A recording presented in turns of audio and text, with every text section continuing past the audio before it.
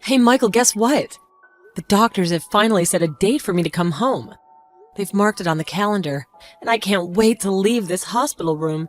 Just 3 more days and I'll be back home with you. I'm over the moon now. That's fantastic news, Marisa. I've been looking forward to this moment too. Don't worry, I'll make sure I'm there for you on the day. Work can wait. You're sweet, Michael, but the hospital's got it covered. They've arranged a special taxi for me, one that's wheelchair friendly. Everything will be fine. Just like how I get through everything. I just wish I had been more careful, Marisa. I want to be there for you, to support you through every step of your recovery journey. I feel very sorry for you. If only I had been more careful that day, you wouldn't have been in the hospital and… I really blame myself. It's not all on you. Don't beat yourself up like that. I was pretty out of it too, you know. We both learned from this experience. But I was the one not paying attention, glued to my phone. I should have been more vigilant and watching out for you. The doctors are optimistic, though. They think I might be able to walk again with some hard work and determination. So stay positive, Michael. We'll do it. And I firmly believe that one day, I'll be able to walk normally as long as I practice diligently. Is that really likely? I mean, I don't want to get your hopes up. Don't start doubting now, Michael. I'm determined to walk again, and I'll do whatever it takes to make it happen. I'm so sorry for everything, Marisa. I truly am. Don't be too hard on yourself. I'm just glad you were there with me. It would have been much worse to face it alone. I still feel responsible for your fall. Then promise me you'll be more careful in the future. And if you're not, I might not be so forgiving next time. I promise. No more distractions. I'm really sorry, Marisa. I'll do better. I promise. Come on, Michael. Let's put it behind us. When I get out of here, let's celebrate, not dwell on the past. You're sure you're not mad at me? I can't shake off this guilt. What's the point of being mad? What happened is in the past, and dwelling on it won't change a thing. But it might be a while before you can walk again. And I hate that I contributed to that. There's never a moment when I don't recall the scene that day. The feeling of helplessness and guilt was always in my mind. Being angry won't help me walk any faster. I'm focusing on getting better, and you should too. You're right, of course. I just need to learn to forgive myself. Are we going over this again? Let's focus on the positive, like planning our celebration when I come home. I'm looking forward to being discharged from the hospital, and then we could have a party to welcome me back. I'm sure we'll have a lot of fun that day. Absolutely. This goes without mentioning. Okay, I'll pick up something special for us then. What do you want for dinner? I'm not sure how cooking's gonna go in this wheelchair. Maybe we should order in. Good idea. We can have dinner delivered. Whatever you want, just let me know. I'll order your favorites. Perfect. I'll have my hands fully adjusted on the way to the house. I'll order us something nice. And Marisa, if you need help with anything at home, just let me know. Thanks, babe. I'll try and figure it out first, and then we can see if we need to change anything. I'm here for you. All right. Just tell me what you need, and I'll help with whatever you need. We're in this together. Hey, Michael, can you do me a favor on your way back from work? Could you grab a bottle of vinegar for me? I'm stuck inside because of the rain, and I can't get it myself today. Huh? Wait a minute. What? Vinegar? Why do you have to do this now? It's been pouring all day, and I can't go out. I don't have a raincoat. It's just not possible for me to go. If you had a raincoat, you could manage, you know. But you choose to stay in. Stop trying to make excuses for your laziness, Marisa. I'm fed up with your excuses. What? I just need vinegar, that's all. There are plenty of stores on your way back where you could pick some up. Why are you being so difficult and upset with your wife, Michael? You're so annoying. Fine, but don't wait up for me for dinner. I'll eat out. Hold on a second. Really? You'll eat out? You'd rather eat out than make a quick stop? Look, the vinegar thing is your problem, not mine. You should have been prepared, but instead, you give me orders. Okay, you're being unreasonable here, Michael. Blaming me is one thing, but skipping dinner over vinegar? It's not just about the vinegar. It's getting harder to come home with everything going on. Are you saying I'm in the way? Your wheelchair makes it tough to move around the house. It's stressful. And you always use that excuse to force me to do this and that. And I suddenly realized that I was gradually becoming no different from a slave. Really? Is that what you think? I can't help that. You know, I need this chair. Didn't you say you were going to walk again? Or was that just talk? That's cruel, Michael. I'm still hopeful. The doctors think I can recover. It doesn't seem like it. I'm doing everything for you and getting nowhere. It's like I'm pouring all my energy into a black hole, and it's just not enough. I'm at my wit's end here, trying to find some way to make things better for us both. So you want a reward for helping me? Remember, I didn't choose to be in this chair. It's not like I'm sitting here enjoying your struggles. I feel helpless, and seeing you upset only makes it worse. We said we'd move on from the past, right? But it's hard when every day feels like a reminder of what went wrong. I'm struggling to keep that promise when the past is staring us right in the face. But you sound so bitter. You used to be so supportive, and now you're cold. It's like the warmth between us is fading, and I don't know how to bring it back. I'm tired of trying without seeing any progress. You're still defective, you know. I'm giving up my life here.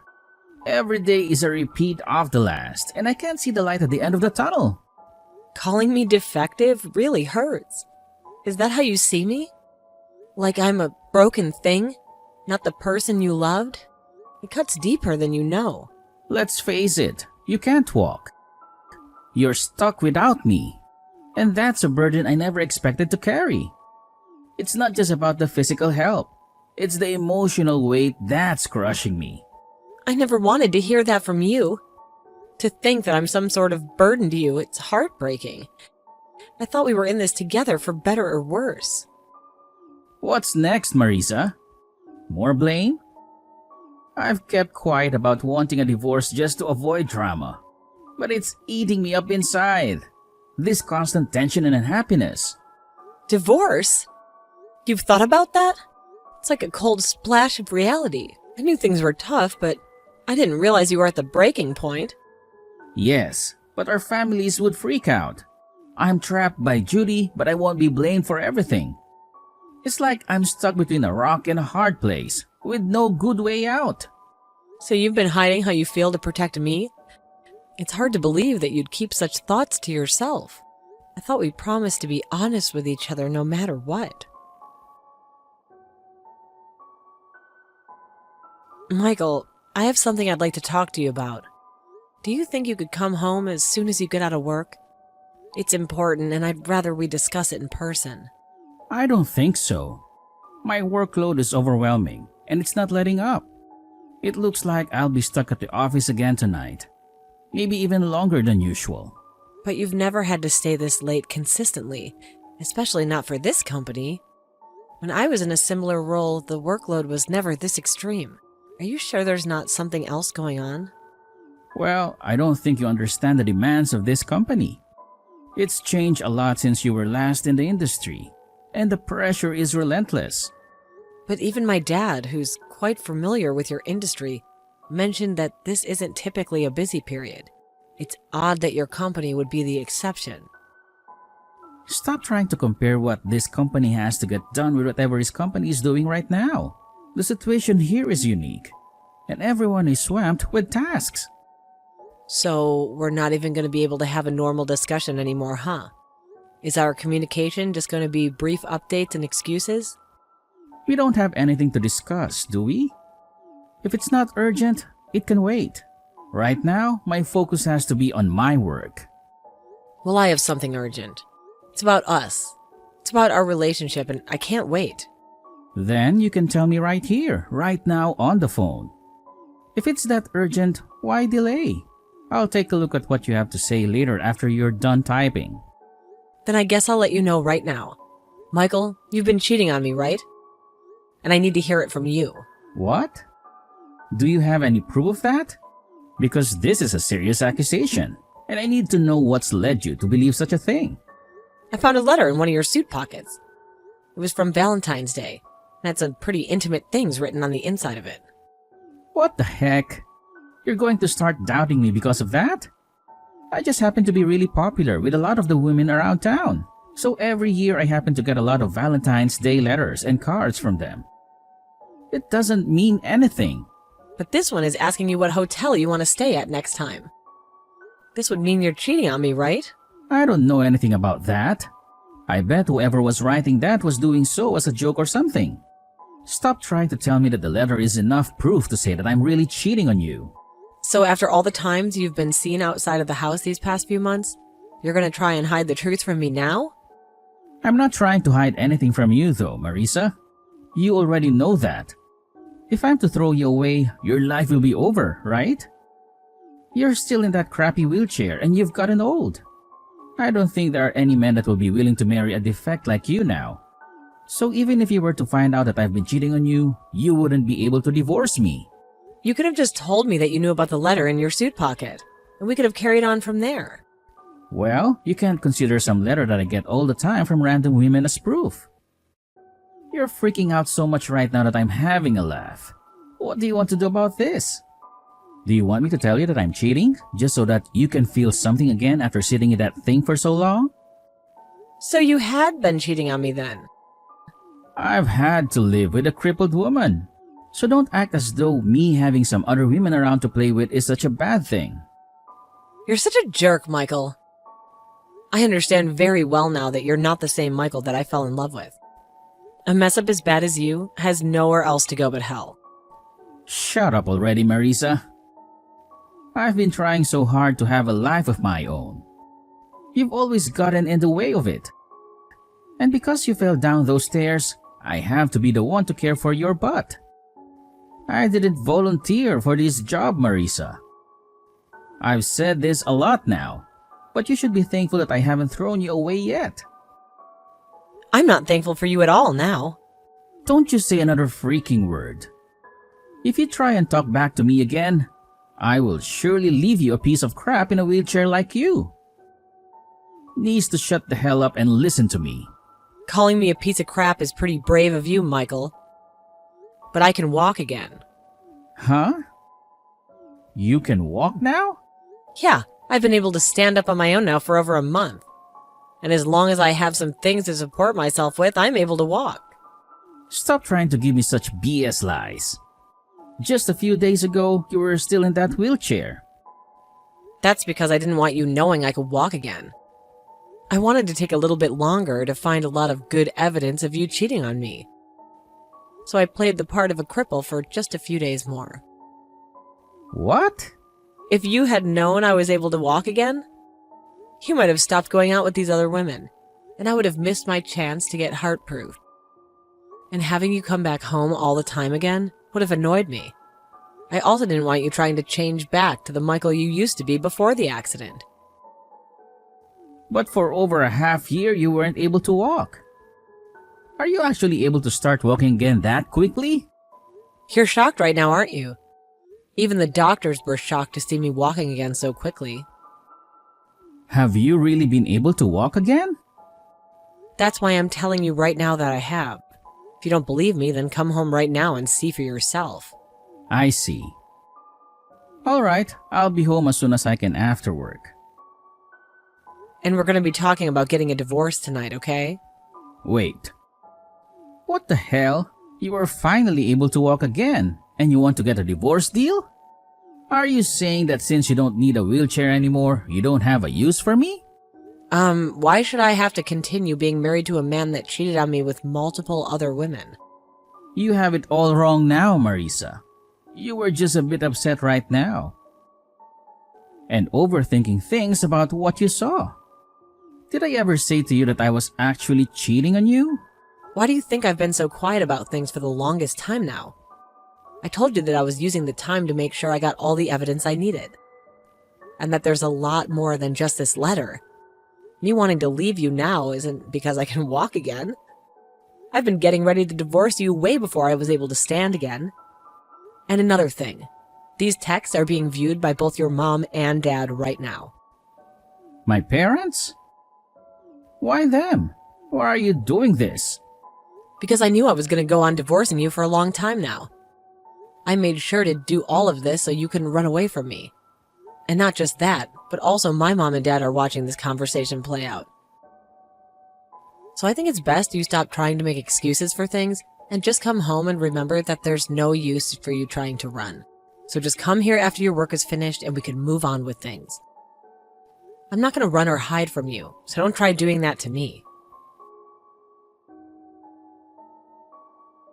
Marisa, every moment you're away feels like an eternity. The emptiness in our home is a constant reminder of your absence. Please, come back to our sanctuary, where we built our dreams together. Michael, I understand your longing, but I'm consumed by the daunting tasks of packing and sorting through the remnants of our shared life. It's a journey through memories that brings both pain and nostalgia, making it difficult to feel connected to our past. But Marisa, amidst this chaos, amidst letting go of everything else, it's you I cling to. You're the one I want by my side, navigating through this storm together. Can you truly mean that, after everything that's transpired between us? Yes, Marisa. I'm earnest in my desire to mend what's broken. I want to support you, to be there for you, and to help you heal from the wounds we both inflicted. Do you forget the pain you've caused me, Michael? The wounds are still fresh. The scars are still tender. I messed up, Marisa. I acknowledge my mistakes, and I carry the weight of my regrets with me every day. I wish I could turn back time and undo the hurt I caused you. Then you must understand why I'm hesitant to believe in second chances. You can't erase the past or pretend it didn't happen. I understand, Marisa. And while you can't erase the past, I'm determined to learn from it and to do everything in my power to make things right between us. So your guilt and remorse are what led you to seek solace elsewhere? To betray the trust we once shared? No, Marisa. That's not what I'm saying. My actions were inexcusable, and I take full responsibility for them. But it was never about finding solace. It was about my own weakness and inability to cope with the pain I caused you. Enough! I've made up my mind. I want a divorce. Please sign the papers by midweek. Marisa, please, reconsider. I can't bear the thought of losing you. It's not about fear. It's about love and the hope for redemption. Love? Where was the love when you chose to betray me, Michael? I'm sorry, Marisa. I'm filled with remorse. And I'll do whatever it takes to make amends and prove to you that my love for you is genuine. Your apologies ring hollow now, Michael. Words are meaningless without actions to back them up. I understand your skepticism, Marisa, but I'm committed to changing for the better. Please, give me another chance to show you that I'm capable of being the partner you deserve. It's too late for second chances, Michael. The damage has been done, and the trust we once shared is irreparably broken. I need to move forward without you. Goodbye, Michael. A few days after all of that, I received the divorce papers in the mail signed by my husband. I think after a few days of not talking to me and cooling off, he started to realize that what he'd done was hurting me so much. But all of that hate from him and the amount of times he cheated on me was unforgivable. So me leaving him for good was the right option, I think. And another thing that really caused me so much pain was that he threatened me by saying that if he divorced me, I'd never make it because I was in a wheelchair. I really thought that he was a kind man that understood the pain I was in after the accident, but he never once actually thought about how I feel. I'm sure that things like this happen with a lot of families, and having a family member end up in a bad accident where they can't walk anymore. But I think that most would come together after the shock. and make sure that the afflicted is supported for however long it takes for them to heal. I feel, though, that had I not been paralyzed from the waist down, there would be some point in which Michael's true character would come out and cause a divorce. After the divorce, my dad did not hesitate to tell a lot of people about the kind of person Michael is. And since he's been walking on a thin line when going out to work, and I've heard the last woman that he cheated on me with happened to be one of his coworkers. So when that was figured out, his salary was cut, and he had to go on unpaid leave for a bit while HR dealt with things for someone that cared so much about himself and nobody else. He really let himself go through all the actions. 3 months after the divorce had happened, things had become so harsh for him that he ended up quitting his job at the company. And anybody that knew him stopped hanging out with him because they all looked down on him for what he'd done. And so I really don't hear anything anymore about what's happening to him. But I think it's over for Michael, and he'll never be able to return to the life he had a year ago before the accident. I've already gotten my half of the properties and the divorce from him, as well as my settlement, so there's nothing else I need to know or hear from that man. I don't even care about how he's going to survive now without a job or much money, and I shouldn't have to, right? I've been lucky enough to get back in touch with the company I worked for before the accident, and they allowed me to start working again from home. And because of all my friends and people that my dad have introduced me to, I've been able to stay busy with work and my life, and I haven't had to worry about having food or eating or a house to live in. But I'm still very reliant on having my cane to be able to walk, so I'm still going to rehab to make sure that my muscles grow stronger and my mind grows stronger as well. I'm not sure if I'll ever be able to freely walk without some kind of tool ever again, but I'm going to keep on training in hopes that one day I can, even if the potential for that is really low. If I keep on putting in lots of work, the chances will continue for me to grow. And along with that, I'm going to try my best to maintain the life I've already been given now, and I will never forget all the strengths I've had to make it this far already.